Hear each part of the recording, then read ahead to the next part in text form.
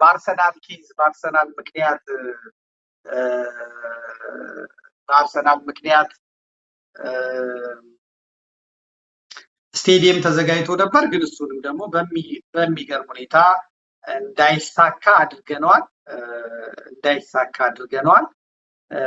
እንዲም የቀበሌና የወረዳ ሰዎች መንግስት በራሱ በጀት ጉዳዩን እንዲያከብር አድርገናል ማለት ነው። ራሱ በሚፈልገው መልኩ እንዲያከብር አድርገናል። የሄዱት ሰዎችም በበዓሉ ላይ የተገኙት ሰዎች መንግስት ባዘጋጀው በዓል ላይ የተገኙት ሰዎች በራሳቸው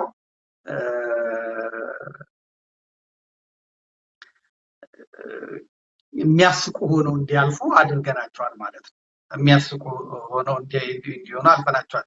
ለምሳሌ ይሄ ልጅ የምትመለከቱት ልጅ ትላንት ቲሸርት ተሰርቶለት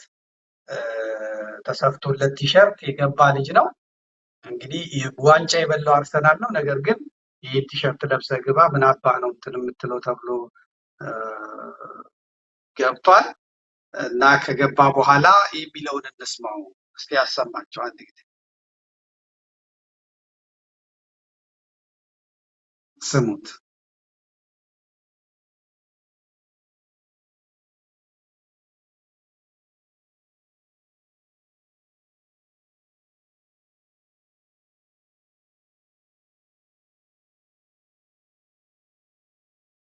ድምጽ ስጠው።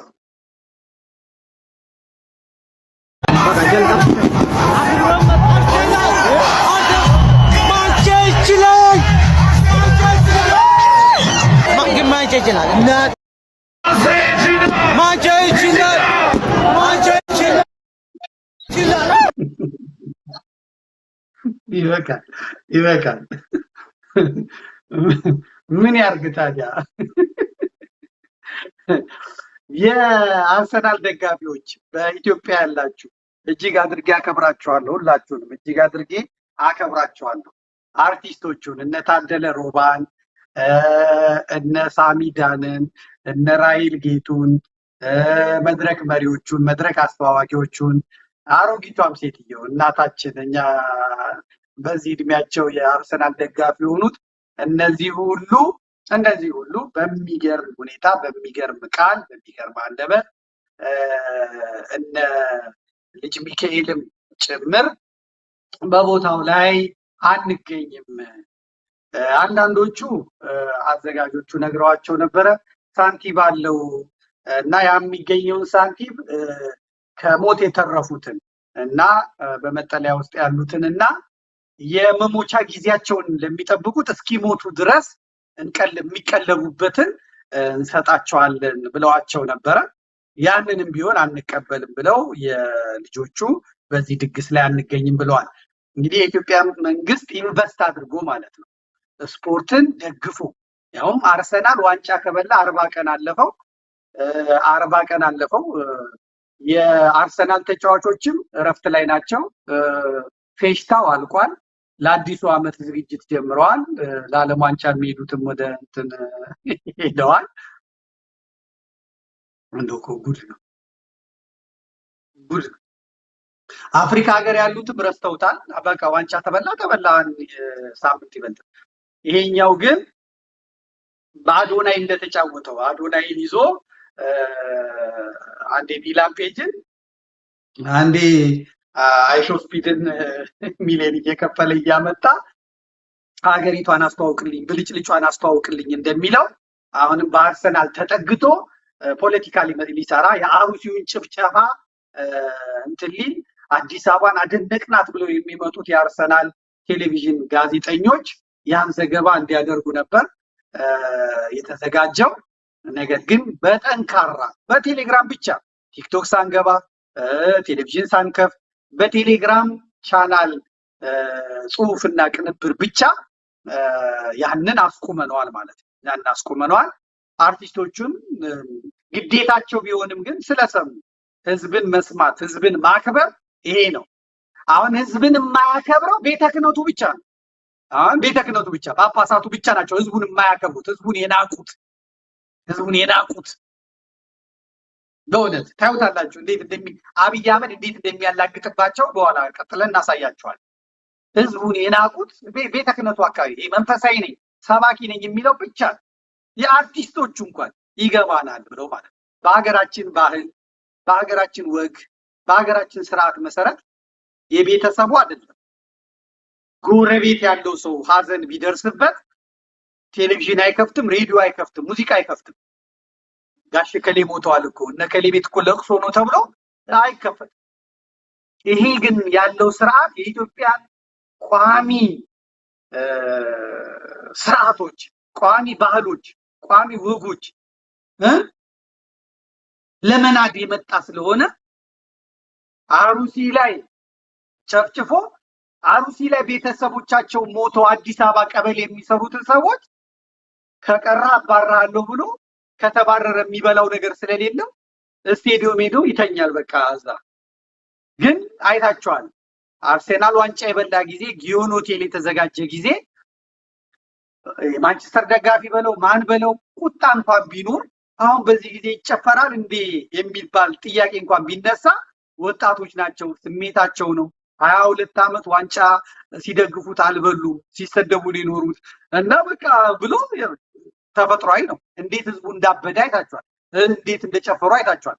አሁን ግን ትላንትና የቀበሌ ስለሆነ ፖሊስ አዘጋጅቶ እንደው ተመልከቱት። በእውነት ፖሊስ አዘጋጅቶ ፖሊስ ከየመምሪያው አዘጋጅቶ ሊሸጥ የነበረውን ቲሸርት እንትን ብሎ ተመልከቱት። ከየቀበሌው ከየክፍለ ከተማው የደቡብ ወጣቶችን ሴፍቲ ኔት እንትኖችን ወጣቶችን ያው ፖሊሱ አሰልፎ ማለት ስም ተይዞ እከሌ መጥቷል ደንብ አስከባሪዎችን ይዞ የፖሊሱ እየነዳ ወደ ስቴዲዮም።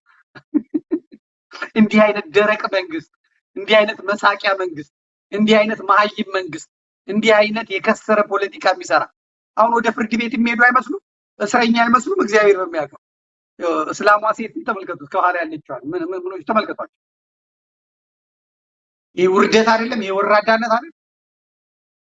ይሄ ሁላ ምንድን ነው? የአሩሲውን እንትን ለምን እንትን ለማለት ከዛ በቃ እነዛ እንትን ይላሉ፣ ከተማው እንትን ይባላል ምናምን። ይሄ ብቻ አይደለም። ፖሊስ መግለጫ ወጣ። ፖሊስ አርጎ የማያውቀውም ማለት የሙዚቃ ድግስ አለና እንዳትቀሩ ጥበቃዬን አጠናክሬያለሁ ብሎ ፖሊስ መግለጫ ወጣ። መድኃኒዓለም ያሳያቸው። የአዲስ አበባ ፖሊስ መግለጫ ወጣ። በአዲስ አበባ ስታዲየም የሚደረገውን የስፖርት ፌስቲቫል ተመልከቱ። አርሰናል ዋንጫ ለበላ እዚህ ለሚጨፈረው ጭፈራ በስኬት እንዲከናወን የሚመለከታቸው አካላት ኃላፊነታቸው ሊወጡ እንደሚገባ የአዲስ አበባ ፖሊስ ጠቅላይ መምሪያ አስታውቋል አለ። አዲስ አበባ ግንቦት 29 ቀን 2018 ዓ.ም በአዲስ ስቴዲየም የሚደረግ ስፖርት ፌስቲቫል አስመልክቶ የጸጥታ ተቋማት አስፈላጊውን ዝግጅት አጠናቀው ወደ ስራ ገብተዋል ይላል። እና ጥበቃ ይደረጋል፣ እንዳትፈሩ እኔ አለሁ ይላል። ፌስቲቫሉ በተያዘው እቅድ መሰረት ተጀምሮ እንዲጠናቀቅ የጸጥታ አካላት ካደረጉ ዝግጅት ተጨማሪ የፕሮግራሙ አዘጋጆች እና ታዳሚዎች የሚኖራቸው ድርሻ ከፍተኛ መሆኑን የአዲስ አበባ ፖሊስ ጠቅላይ መምሪያ ገልጿል ይላል። እነዚህ ታስርበዋለህ፣ ካስራብከው በኋላ በቁጥጥር ስር ታደርገዋለህ፣ ለምርጫ ውጣ ትለዋለህ፣ ለሰላማዊ ሰልፍ ውጣ ትለዋለህ። አሁን ደግሞ ብሶ አሁን እነዛ እናቶች የገቡት ስቴዲየም የገቡት ሰዎች የሚያውቁት ነገር የለም። እናነባዋለን ያዘው እሱ ጋር እናቶች የሚያውቁት ነገር የለም። አርሰናል አሁን እዛ ውስጥ ያሉ ሰዎች አርሰናል ሲባል ምንድን ያረስነው ጤፍ ነው ማሽላ ነው ምናምን ብሎ የሚያስቡት እንጂ ዛሬ አርሰናል ዋንጫ ስለበላ ነው ምንድን ግራ የሚገባቸው እናቶች ተመልከቱ። ስቴዲየም ገብተውላት አትወጡም ተባሉ። ደግሞ አትወጡም ተባሉ። የሚገርማቸው አንድ የወለጋ ኦሮሞ ትላንትና ከስቴዲየም ወጥቶ ለቡ የሚባል ቦታ የትራንስፖርት የለውም፣ በእግሩ ሲሄድ መኪና ገጨው ሞተ። ወደ ወለጋ እንዳይሄድ መንገድ ዝግ ነው። ስለዚህ እዚህ ይቀበር ተብሎ ገብርኤል ተቀበላሉ። እዚህ አምሽቱ ይሄን የወለጋ የሰንዳፋ የሱሉልታ ሰው መንግስታችን ተነካ ብሎ ባይሱዙ ቅጥቅጥ አምጥተው ስቴዲየም ታመጡት። ይኸው እናቶች በቃ ሊወጡ ሲሉ አይቻልም፣ ሳይወጣ ዝግጅቱ ሳያል። እንዲህ አይነት ወራዳ እንዲህ አይነት በኢትዮጵያ በታሪኳ እንደዚህ አይነት ገገማ እንዲህ አይነት ዝፍጥ የሆነ ስርዓት ገጥሟት አያውቅም። ኧረ ወያኔ በስንት ጣሟ ከነተንኮሏ ስማርት እኮ ናት፣ አራዳ እኮ ናት ወያኔ በእውነት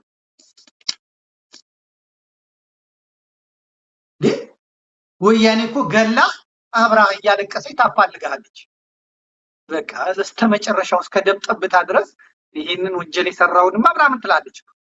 ይሄ እኮ ገሎ ኑና ሬሳው ላይ ቆማችሁ እንጨፍር ነው የሚለው ይሄኛው ዝፍት። ይሄ እኮ ገሎ በቃ እንኳን ሞተ ዛፍ ተክልልሃለሁ ለአስከሬኑ እንትን እንዲሆንልሃል ነው የሚለው። በጣም ይገርማቸው። ከዛ የብልጽግና ፓርቲ ደግሞ መግለጫ ይሰጣል። ተመልከቱ።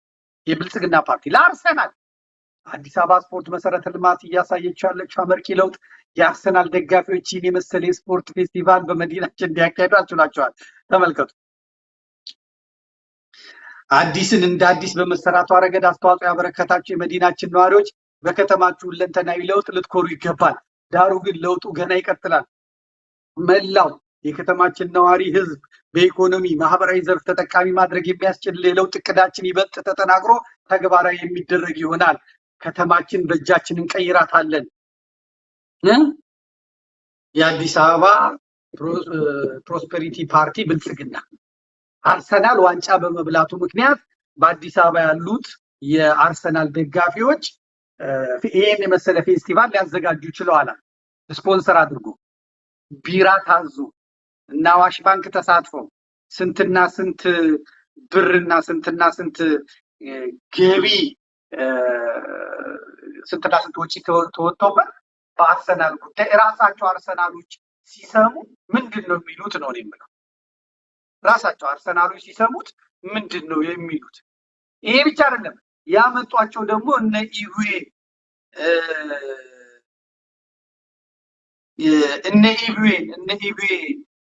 የቀድሞ የአርሰናል ተጫዋቾችን አምጥተዋቸው ካመጧቸው በኋላ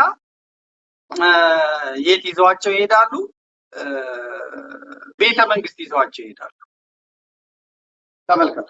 የአርሰናል ጋዜጠኞችን የአርሰናል ምናምኖች በአጠቃላይ አመጡና ቤተ መንግስት ይዘዋቸው ይሄዳሉ። ይሄ ኪሳራ ከስሯል። ዲጄው ከስሯል። ቢራው ከስሯል። ምን ከስሯል? በአጠቃላይ ኪሳራ በኪሳራ ከሆኑ በኋላ ቀጥታ የት ይዟቸው ይሄዳሉ? ቤተ መንግስት። ይሄ ዩቤልዩ ቤተ መንግስት ይዟቸው ይሄዱና ተመልከቱ። ያለ የአርሰናል ተጫዋች የአርሰናል ጋዜጠኞቹ አሉ ምን አሉና ይሄንን አያነቡም ብሏቸው ነው። ምን ብሏቸው ነው አሉ? እንኳን ደህና መጣችሁ እናንተ የአርሰናል እንቁ ልጆቻችን በመምጣታችሁ ደስ ብሎናል ነው የሚለው አሏቸው አሉ።